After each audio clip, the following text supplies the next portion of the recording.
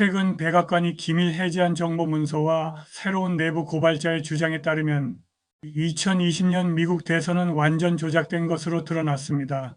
미국 정보기관은 2020년 대선 훨씬 이전부터 핵심 선거 시스템, 특히 유권자 등록 데이터가 저장된 방대한 디지털 저장소가 대중에게 알려진 것보다 훨씬 더 취약하다는 경고를 마쿠에서 내놓았습니다. 설상가상으로 전직 고위 사이버 담당관인 크리스토퍼 포터에 따르면 정보기관 수뇌부는 이러한 경고를 공개할 경우 도널드 트럼프 대통령에게 유리하게 작용하고 조 바이든의 최종 승리를 의심의 여지가 없는 것으로 묘사하려는 시도를 방해할 수 있다는 이유로 이를 숨겼습니다. 2020년 1월 15일 미국 국가정보위원회 NIC는 외국 세력이 다가오는 대통령 선거에서 미국의 선거 기반 시설을 훼손할 수 있다는 경고 보고서를 발표했으며 이 보고서는 최근 기밀 해제되었습니다. 해당 보고서는 특히 러시아, 중국, 이란, 북한 및 기타 비국가 행위자들을 지목했습니다. 분석가들은 전국적인 투표 조작 음모에 대한 구체적인 증거를 확보했다고 주장하지는 않았지만 이러한 위협이 현실적이고 기술적으로 실행 가능하며 심각하다고 밝혔고 이에 따라 고위 정보 관리들은 2020년 2월 백악관에서 트럼프 대통령에게 직접 브리핑을 했습니다. 분석가들이 가장 우려했던 것은 할리우드 영화처럼 미국에서 투표된 모든 표가 조작되는 것이 아니었습니다. NIC의 평가 보고서는 유권자 등록 데이터베이스 투표자, 명부 공식 선거 웹사이트와 같은 중앙 집중식 선거 관련 데이터 저장소가 악용에 가장 취약하며 적대 세력이 이러한 시스템에 접근하여 선거 과정을 방해할 수 있다고 경고했습니다. 정보 분석가들은 투표 집계기와 보고 시스템, 특히 종이 백업이 없는 기계에 취약점이 있다고 판단했습니다. 그럼에도 불구하고 그들은 외국 세력이 기계를 직접 해킹하는 것만으로는 확정된 국가, 선거 결과를 바꾸기 어려울 것이라고 결론지었습니다. 이는 시스템이 일반적인 의미에서 안전하다는 것을 의미하는 것은 결코 아닙니다. 대규모 선거 결과 조작은 어려워 보이지만 지역적인 혼란 조성이나 여론 조작은 훨씬 쉬워 보인다는 뜻입니다. 위협에 대한 경고에도 불구하고 선거 후 고위 관리들은 정반대의 주장을 펼치며 2020년은 회복력의 모범 사례였다고 미국인들을 안심시켰습니다. 2020년 11월 중순 선거 인프라 정보조정위원회 IGC 집행위원회는 11월 3일 선거는 미국 역사상 가장 안전한 선거였다는 유명한 성명을 발표했습니다.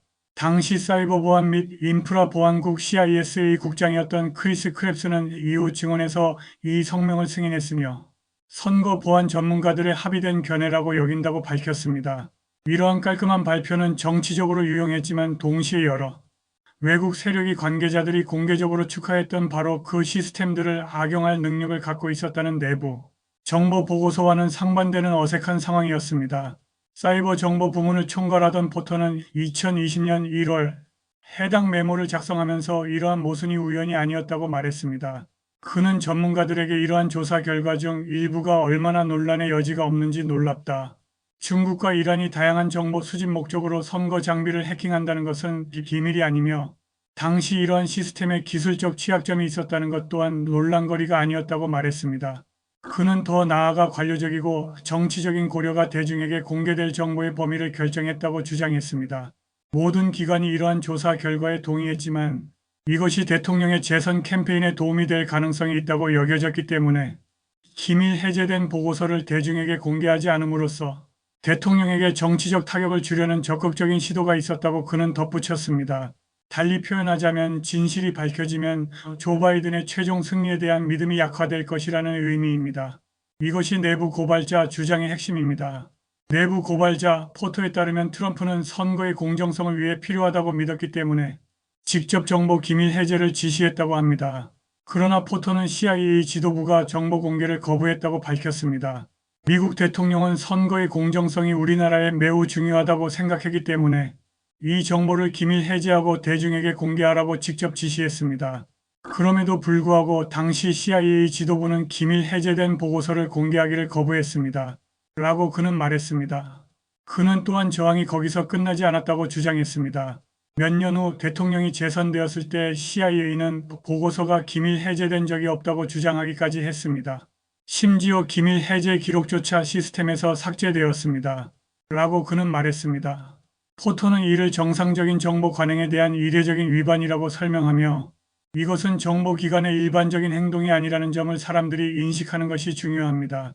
대부분의 정보 요원들은 결코 이런 일을 하지 않을 것입니다. 라고 덧붙였습니다. 정보 보고서는 이후 중국이 선거 전에 여러 주 유권자 등록 데이터베이스에 접근했음을 결론지었습니다. 또한 2020년 여름 FBI의 기밀 방첩 소식통은 베이징이 위조, 미국 운전면허증을 미국으로 반입하는 계획을 포함하여 바이든 후보를 돕기 위해 선거에 개입하려 했다고 보고했습니다. 이러한 보고들은 실시간으로 대중에게 알려지지 않았습니다. 이란 해커들은 2021년 11월이 되어서야 기소되었습니다. 중국의 유권자 데이터 침투는 2026년 3월 문서가 공개된 후에야 비로소 드러났습니다. 그때쯤에는 역사상 가장 안전한이라는 말이 이미 시민들의 신조처럼 굳어져 있었습니다. 정보기관 감찰관인 크리스토퍼 폭스는 포토의 경고가 묻혔는지 그리고 그가 트럼프 대통령의 기밀 해제 명령을 따르도록 관련 기관에 압력을 가한 것에 대해 보복을 당했는지 여부를 밝히기 위한 전면적인 조사에 착수했습니다.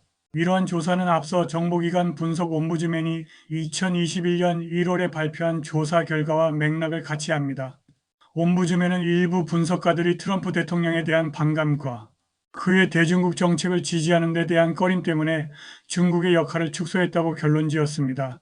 이 모든 것이 고위 관리들이 선거 시스템에 심각한 취약점이 있다는 것을 알고 있었지만 대중에게 정치적으로 더 유리한 이야기를 전달하기 위해 애썼다는 것을 보여줍니다. 2020년 미국 대선 조작에 중국뿐만 아니라 한국도 깊이 개입한 것으로 알려졌습니다.